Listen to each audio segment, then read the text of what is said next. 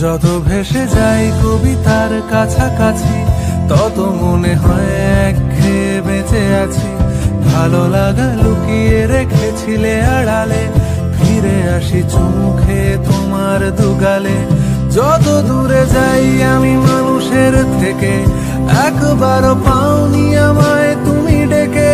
চোখ জ্বালা করে অদ্ভুত এক ঘুমে আমি জেগে থাকি।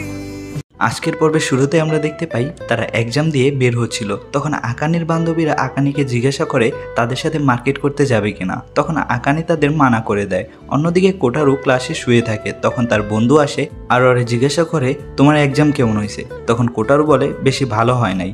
তখন তারা ফাজলামো করতে থাকে আর তখন আকানি এগুলা দেখতে থাকে। পরের সিনে কোটারু এক জায়গায় বসে বই বের করে স্টোরি উইনারদের নাম দেখতেছিল। কোটারু ওর বইও জমা দিয়েছিল কিন্তু সেখানে ওর নাম আসে নাই। আর তখন সেখানে দাইসুকে আসে আর কোটারুর হাতে বই দেখে বলে এটা কি তোমার সেই বইটা যেটা আমাকে শোনাইছিলা। তখন কোটারু বলে না, এটা আমার প্রথম গল্পের বই।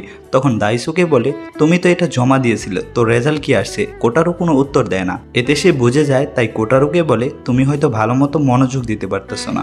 পরের পর্বে কোটারু বই বের করে পড়তেছিল কিন্তু পড়ায় মন বসে না। বিছানায় গিয়ে আকানিকে মেসেজ দেয়। অন্যদিকে আকানি মেসেজ দেখে অনেক খুশি হয়। কোটারু জিজ্ঞাসা করছে তুমি কি এক্সামের জন্য পড়তেছো নাকি। তখন সে বলে হ্যাঁ। এতে কোটারু বলে আমি হয়তো তোমাকে ডিস্টার্ব করলাম। এতে আকানি বলে আরে না, একটুও না। তারপর তারা কথা বলতে থাকে আর কোটারু মনে মনে ভাবে আমি মেসেঞ্জারে কত সুন্দর করে কথা বলি আর স্কুলে যাই ওর সাথে কথা বলতে পারি না। আচ্ছা, এটা কিন্তু বাস্তবে আমার সাথে হয়। আমি অনলাইনে অনেক কথা বলতে পারি কিন্তু সরাসরি কারোর সাথে এমন হয় না, কথা বলতে পারি না। তোমার ক্ষেত্রে কি এমন হয় নাকি কমেন্ট বক্সে জানাইও। তখন কোটারু আকানিকে জিজ্ঞাসা করে তুমি যদি কোনো কাজ না করতে পারো তখন কি করো। এতে আকানি বলে তুমি যেমন আছো তেমনই ঠিক আছো। স্কুলের খেলার অনুষ্ঠানের কথা মনে আছে? আমি সেদিন অনেক খুশি হয়েছিলাম যখন আমাকে এই কথাটা বলছিলা। পরের দিন আবারও সবাই এক্সাম শেষ করে এবং খাতা জমা দেয়। এক্সাম শেষে রোমান জিজ্ঞাসা করে চল ঘুরতে যাই। তখন কোটারু বলে না, আজকে আমার ক্লাবে যেতে হবে। এগুলো আবার আকানি দেখতেছিল। পরে আকানি তার দুই বান্ধবীর সাথে যাইতে থাকে। সেখানে একজনের নাম হলো চিনাৎসু। তো চিনাৎসু কোটারুকে দেখে ডাক দিয়ে বলে ওই কার্লি কুন। এটা শুনে কোটারু ওইখান থেকে শরমে চলে যায়। আর এই মেয়েটা হলো ওই দিন মেডিকেলে কোটারুকে সাহায্য করেছিল ওই মেয়েটা। তখন ওই আকানিকে বলে যে আমরা এখন ফ্রেন্ড হয়ে গেছি আর তোরে ধন্যবাদ ওর ব্যাপারে এত কিছু শেয়ার করার জন্য। পরে সিনে ওরা মাঠে থাকে। ওইখানে আকানির এক বান্ধবী বলতেছে একটা জিনিস খেয়াল করে দেখলাম, স্কুলের ট্রিপের জন্য সবাই প্রেম করতেছে, নিজের সঙ্গী বানাইতেছে।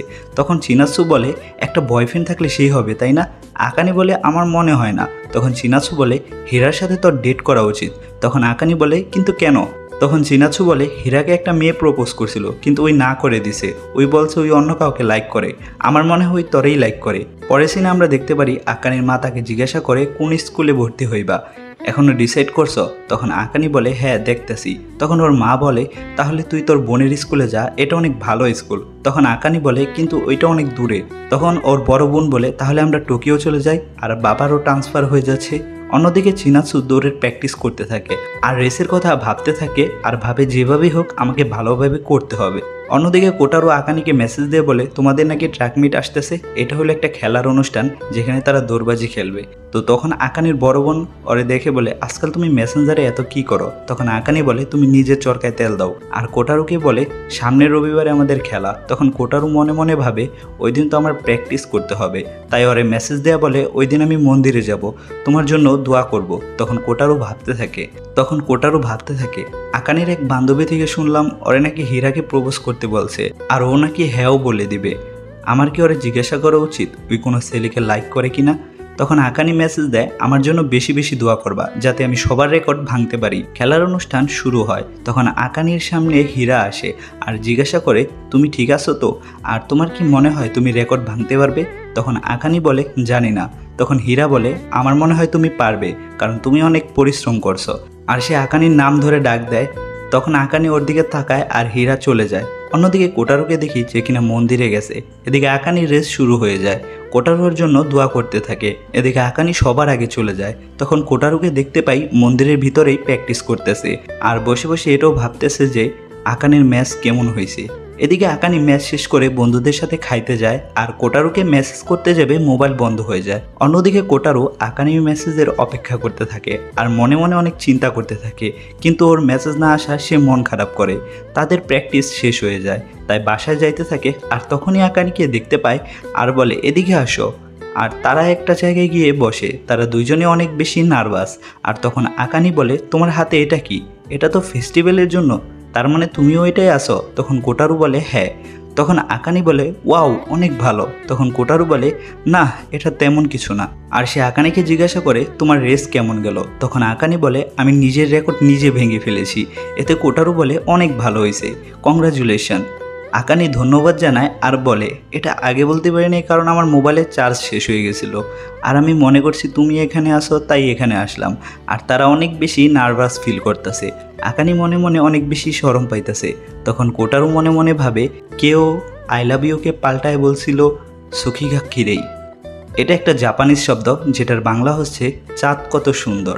তখন কোটারু ভাবতে থাকে এটা কে বলছিল, দাজাই নাকি নাতসুকে? এরা দুইজন হলো বই লেখক যাদের কোটারু ফলো করে। কোটারু আকানের দিকে তাকায় আর ওরে দেখে অনেক বেশি শরম পায় আর বলে চাঁদ।